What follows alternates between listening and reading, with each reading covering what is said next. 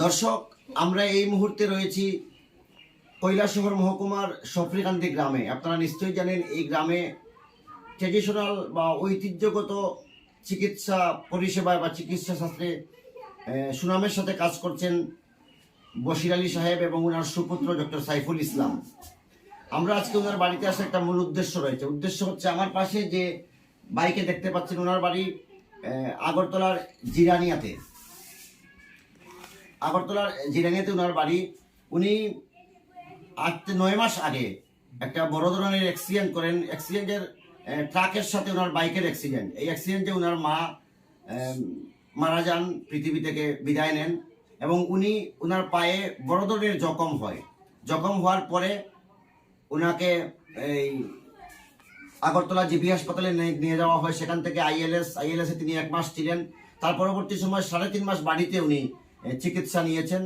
ওনার পায়ের যে অবস্থা, তার পরবর্তী সময় কলকাতা গেছেন। কলকাতা যাওয়ার পরে বলা হয়েছে যে আর্টিফিশিয়াল পা লাগাতে হবে, নিজের পাটা কেটে ফেলতে হবে, প্রায় 5 থেকে 5.5 লক্ষ 6 লক্ষ টাকা খরচ হবে। পরবর্তী সময়ে উনি সেখান থেকে খবর পান এই আমাদের কৈলাসহরের ডক্টর সাইফুল ইসলামের সম্পর্কে।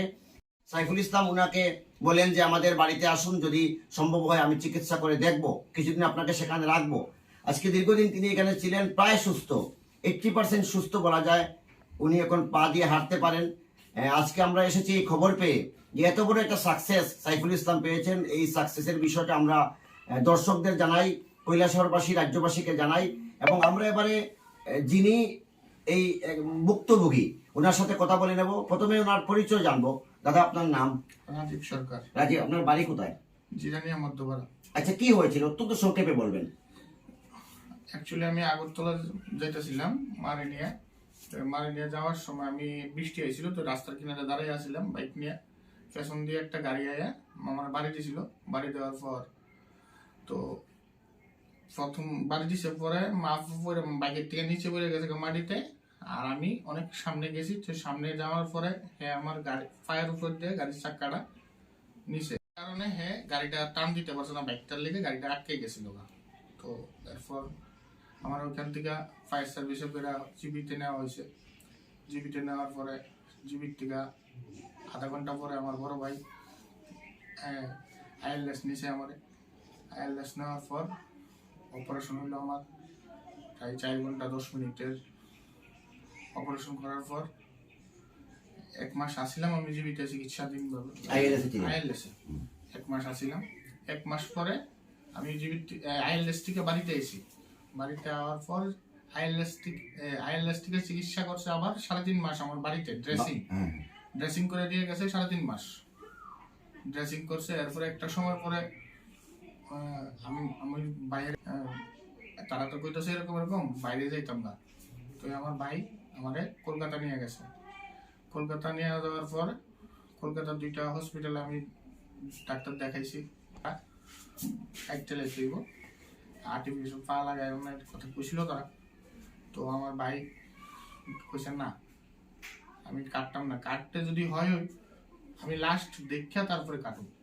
আমি নতুন জীবন দিছে বড় ভাই। খবর দেয়া সেটা স্যারের কাছে পাঠাইছে, কিন্তু আমি নতুন জীবন পেয়েছি আজকে। তো পাটা যদি কাটতে লাগে তাহলে তোমার করেন আমার কৃত্রিম পা আর অরিজিনাল পা বেশ কম আছে। আচ্ছা, আমার সংক্ষেপে বলুন, আপনি দর্শকদের কি বলতে চান এই ব্যাপারে? না, আমি যে দর্শকদের কইতে চাই যে স্যারের কাছে এলে আমি যে তো ভালো হইছি, আমি আশা করি যে কোনো রোগী এলে স্যারের কাছে ভালো হইব। আমি বিশ্বাস করি। দর্শক, আপনারা শুনলেন, আপনার নামটা কি বলেছিলেন? রাজীব সরকার। রাজীব সরকার, উনি কি বললেন।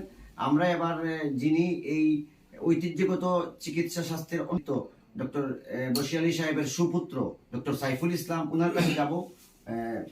আপনি বলুন এই বিষয়ে, খুব সংক্ষেপে বলবেন।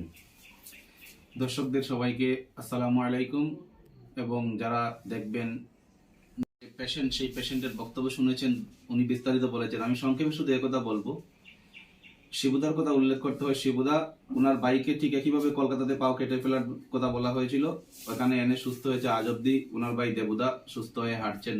জিরানিয়া মধ্যবাজারে ওনার ফার্নিচারের দোকান আছে, সুস্থ হয়ে হাঁটছেন। ওনার থ্রোতে কেশবদাকে বলেছেন, ওনার বড় ভাই হচ্ছে আমাদের জিরানিয়ার কেশবদা।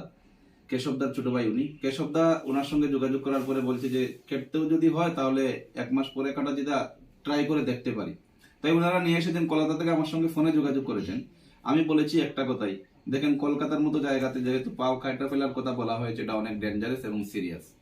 তারপরেও কেটে ফেললে তো কেটে ফেলে দিলেন, ট্রাই করে দেখতে পারেন।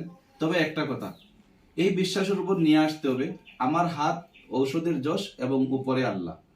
এই 3টা কথার উপর যদি নিয়ে আসেন, নিয়ে আসার পরে যদি আমি বলি যে আমি পারবো না, যদি আমাকে দোষারোপ করেন, নিয়ে আসার দরকার নেই, আপনারা কাটতে পারেন, আমার কোনো আপত্তি নেই। তারপর বলছে না না এটা তো স্বাভাবিক কথা, আপনি দেখবেন, দেখার পরে যদি বলেন।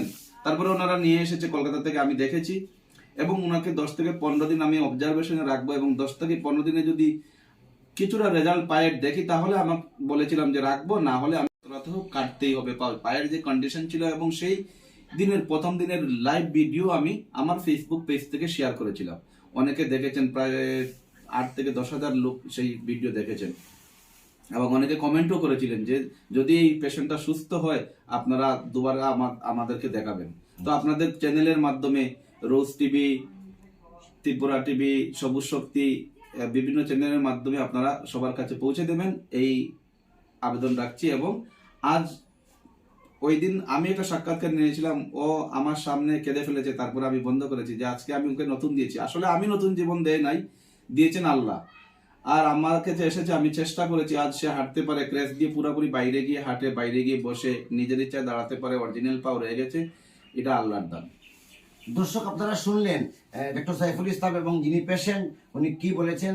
দর্শক আপনারা জানেন এই যে ঐতিহ্যগত চিকিৎসা শাস্ত্র ডক্টর সাইফুল ইসলামের, আপনারা প্রয়োজনে সেখানের মধ্যে আসবেন, দেওয়া হয়। আমাদের আজকের এই ভিডিওটি আমরা এখানে শেষ করছি। আপনারা সবাই ভালো থাকুন, সুস্থ থাকুন। আসসালামু আলাইকুম, নমস্কার।